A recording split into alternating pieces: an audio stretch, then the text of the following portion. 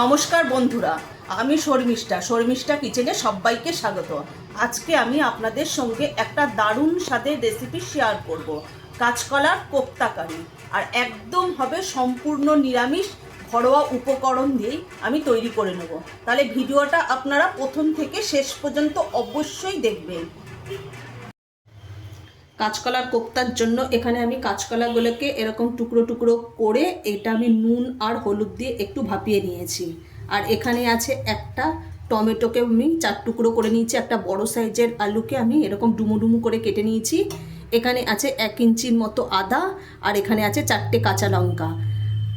আদা, কাঁচা লঙ্কা আর টমেটো আমি এটা মিক্সিতে পেস্ট করে নেব। আর এখানে ফোড়নের জন্য নিয়েছি 2টো শুকনো লঙ্কাকে অর্ধেক করে নিয়েছি, আর ছোট এলাচ আছে, দারচিনি আর লবঙ্গ আর সাদা জিরে আছে এটা ফোড়নের জন্য।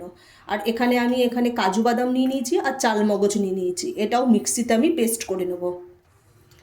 একটা থালা নিয়ে নিয়েছি, এগুলো কাঁচকলাগুলোকে আমি নিয়ে নেব, কোপ্তার জন্য রেডি করে নেব কাঁচকলাগুলো।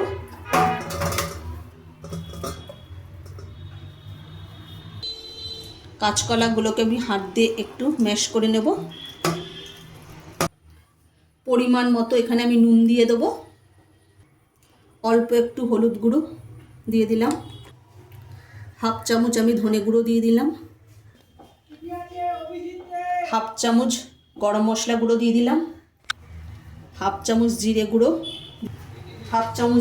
দিয়ে দিলাম, আর এখানে হাফ চামচ ধনে গুঁড়ো, হাফ চামচ আমি কালো জিরে গুঁড়ো দিলাম, এখানে হাফ চামচ আমি গোলমরিচ গুঁড়ো দিয়ে দিয়েছি। এবার আমি এটা হাত দিয়ে মেখে নেব।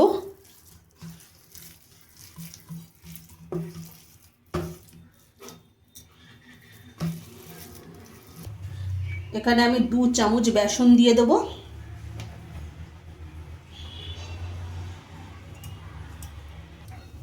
বেসনটা দিয়েও আমি এবার ভালোভাবে মেখে নেব। ওপর থেকে একটু সাদা তেল দিয়ে দেবো, আমি হাতের মধ্যে নিয়ে নিলাম একটু সাদা তেল। এবার সাদা তেলটা দিয়ে আবার মাখিয়ে নেবো ভালোভাবে। কাঁচকলাটা একদম কোপ্তার জন্য রেডি। আমি গ্যাসটা ধরিয়ে দিলাম, কড়াইটা আমি বসিয়ে দিচ্ছি। কড়াইয়ের মধ্যে আমি এখানে সাদা তেল দিয়ে দেবো। তেলটা গরম হতে হতে এখানে আমি আদা, কাঁচা লঙ্কা আর টমেটোটা আমি মিক্সিতে পেস্ট করে নিয়েছি। আমি তেলটাকে গরম করে নিয়েছি, তেলটা ভালোভাবে গরম হয়ে গেছে। আর এগুলো কাঁচকলার কোপ্তাগুলো এরকম গোল শেপের করে নেবেন। আমি এখানে সবগুলো একসাথে দেব না, অল্প অল্প করে ভেজে নেব।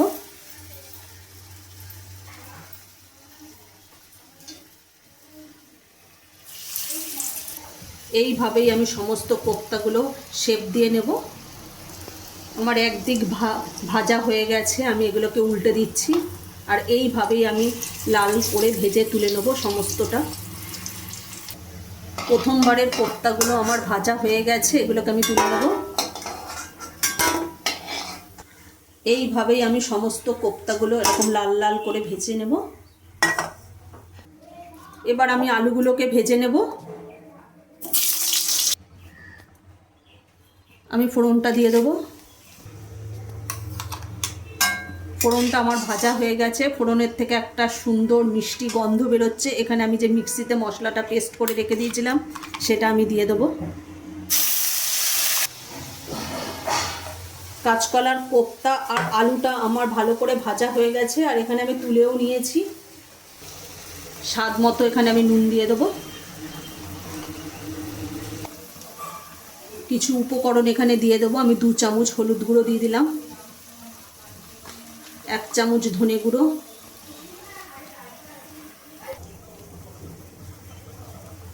আমি হাফ চামচ জিরে গুঁড়ো দিয়ে দিলাম,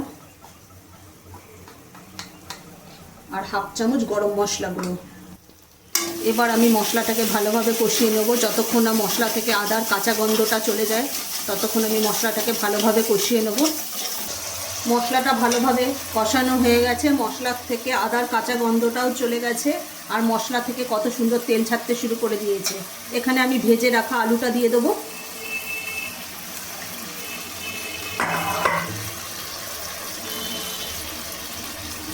আর আমি এখানে যে কাজু বাদাম আর চালমগজটা নিয়েছিলাম সেটা আমি মিক্সিতে পেস্ট করে নিয়েছি, সেটাও আমি দিয়ে দেবো। দিয়ে এবার ভালোভাবে একটু কষিয়ে নেব।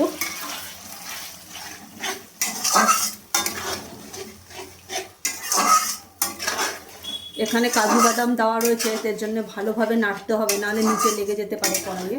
এই জন্য ভালো করে আমি নাড়িয়ে নিচ্ছি। মশলাটা ভালোভাবে কষানো হয়ে গেছে। এর মধ্যে আমি অল্প একটু চিনি দিয়ে দেবো। এটা সম্পূর্ণ নিরামিষ, এর মধ্যে কোনো আমি পেঁয়াজ বা রসুন কোনো কিছুই ব্যবহার করিনি। আমি এখানে অল্প একটু চিনি দিয়ে দিলাম। আপনারা চিনিটাকে স্কিপ করতে পারেন, কিন্তু যেহেতু নিরামিষ রান্না একটু চিনি দিলে ভালো লাগবে আর স্বাদটাও খুব ভালো আসবে।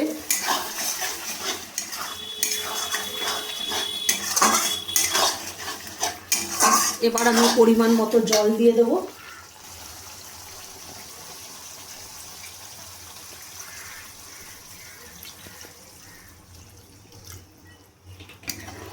এবার আমি একটু ভালোভাবে নাড়িয়ে